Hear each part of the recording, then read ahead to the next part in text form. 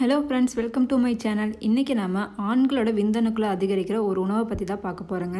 வீடியோக்குள்ள போறதுக்கு முன்னாடி என்னோட சேனலை சப்ஸ்கிரைப் பண்ணாதவங்க சப்ஸ்கிரைப் பண்ணிட்டு வந்து வீடியோ பாருங்க. ஆண்களோட விந்தணுக்களோட எண்ணிக்கை வந்து சீராக இருக்கணும்னா முறையான உணவு பழக்கம் தான் ரொம்ப முக்கியங்க. விந்தணுக்களை அதிகரிக்கணும்னு நினைக்கிறவங்க பருப்பு வகை இறைச்சிலாம் நல்லாவே சாப்பிடணுங்க. அதுக்கப்புறம் பழங்கள், வெங்காயம், பூண்டு, தேன், வேர்க்கடலை, பசுனை இதெல்லாம் வந்து உணவில் சேர்த்துக்கணுங்க. விந்தணுக்கள் குறையிறதுக்கான முக்கிய காரணம் என்னென்னு பார்த்தீங்கன்னா ஸ்ட்ரெஸ்ஸுங்க, மன அழுத்தம். இந்த மன அழுத்தம் தான் வந்து வாழ்க்கை முறையை வந்து மாற்றுது. ஒர்க் ப்ரெஷர்னால ஒர்க்கில் இருக்க டென்ஷன்லாம் வந்து வீட்டில் கொண்டு வந்து காட்டுவாங்க. அந்த மாதிரி வீட்டில் கொண்டு வந்து காட்டும்போது உங்கள் கூட இருக்கிறவங்களும் சேர்ந்து ஸ்ட்ரெஸ் ஆவாங்க. ஸோ நீங்கள் ஆஃபீஸ் விட்டு வீட்டுக்கு போகும்போது உங்கள் வாசலில் செருப்பை கழட்டி விடும்போதே அந்த ஸ்ட்ரெஸ்ஸையும் வெளியில் கழட்டி விட்டுட்டு வீட்டுக்குள்ளே போய் ஹாப்பியாக நீங்கள் பேசுனீங்கன்னா உங்கள் கூட இருக்கிறவங்களும் ஹாப்பியாக இருப்பாங்க, நீங்களும் ஹாப்பியாக இருப்பீங்க. அப்படி நீங்கள் சிரித்து பேசும்போது உங்களுடைய ஹோல் ஆர்கனும் உங்கள் பாடியில் இருக்க ஒவ்வொரு பார்ட்ஸும் வந்து ஹாப்பியாக தான் இருக்குங்க. இதுவே நீங்கள் வந்து ஸ்ட்ரெஸ்ஸாக நீங்கள் உள்ளே போய் ஸ்ட்ரெஸ்டாகவே இருந்தீங்கன்னா உங்கள் ஹோல் பாடி ஸ்ட்ரெஸ்டாக தான் இருக்கும். விந்தணுக்கள் குறையிறதுக்கான செகண்ட் ரீசன் பார்த்தீங்கன்னா மது அருந்துதல். மது வந்து அருந்தினீங்கன்னா கண்டிப்பாக உங்களோட விந்தணுக்கள் வந்து குறையத்தான் செய்யுங்க.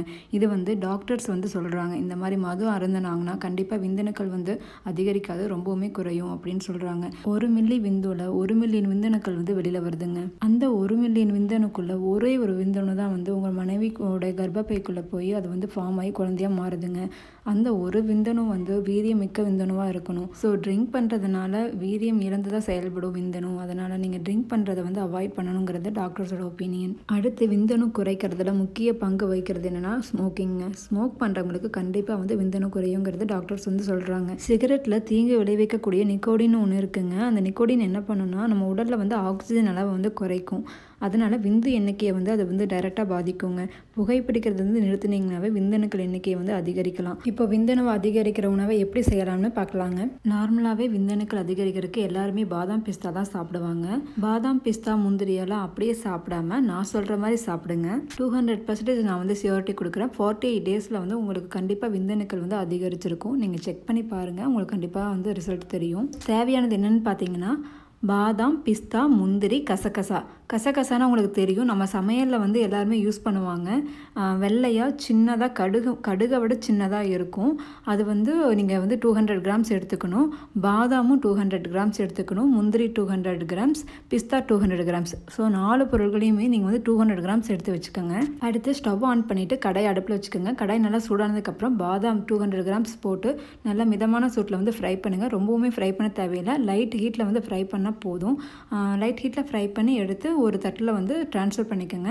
அடுத்து முந்திரியை வந்து 200 கிராம்ஸ் போட்டுருங்க. முந்திரியும் வந்து அதே மாதிரி சேம் மிதமான ஹீட்டில் தான் வந்து நீங்கள் வந்து வறுத்து எடுக்கணும். மிதமான ஹீட்டில் வறுத்துட்டு அதுவும் வந்து ட்ரான்ஸ்ஃபர் பண்ணிக்கோங்க ஒரு தட்டுக்கு. அடுத்து சேம் பிஸ்தா போடுங்க. பிஸ்தா வந்து லைட் ஹீட்டில் நீங்கள் வறுத்து எடுத்துட்டு நீங்கள் அடுத்த ஒரு பிளேட்க்கு ட்ரான்ஸ்ஃபர் பண்ணிக்கோங்க. லாஸ்ட்டாக கசகசா இருக்கும். கசகசாவை லாஸ்ட்டாக போட்டு அதையும் மிதமான ஹீட்டில் வந்து வறுத்து எடுத்துட்டு ஒரு தட்டுக்கு வந்து ட்ரான்ஸ்ஃபர் பண்ணிக்கோங்க.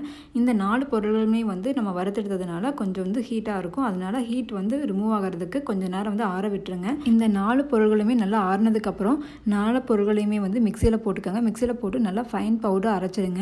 நல்லா நைஸாக வர அளவுக்கு பவுடர் அரைச்சி அதை ஒரு கண்டெய்னரில் டைட்டாக வந்து மூடி வச்சுக்கோங்க. இப்போ நம்ம அரைச்சி வச்சு இந்த பவுடரை எப்படி சாப்பிடணும்னா காலையில் தூங்கி எழுந்ததும் பால் குடிக்கிற பழக்கம் உங்களுக்கு இருக்கும், டீ காஃபி குடிக்கிற பழக்கம் உங்களுக்கு இருக்கும். டீ காஃபி குடிக்கிற பழக்கத்தை அறவே வந்து தவிர்த்துடுங்க. அதுக்கு பதிலாக ஒரு டம்ளர் பால் எடுத்து இப்போ நம்ம அரைச்சி வச்ச பவுடரை ஒரு ஸ்பூன் கலந்து உங்கள் ஹஸ்பண்டுக்கு கொடுங்க. நைட் தூங்க போகும்போது ஒரு டம்ளர் பாலில் நம்ம அரைச்சி வச்ச அந்த பவுடரில் ஒரு ஸ்பூன் கலந்து கொடுங்க. இதே மாதிரி 48 டேஸ் வந்து நீங்கள் ரெகுலராக வந்து கொடுக்கணும். அப்போ தான் வந்து விந்தணுக்களோட எண்ணிக்கை வந்து சீராக இருக்கும். அது வந்து நல்லா வீரியமிக்க விந்தணுவாக இருக்குங்க.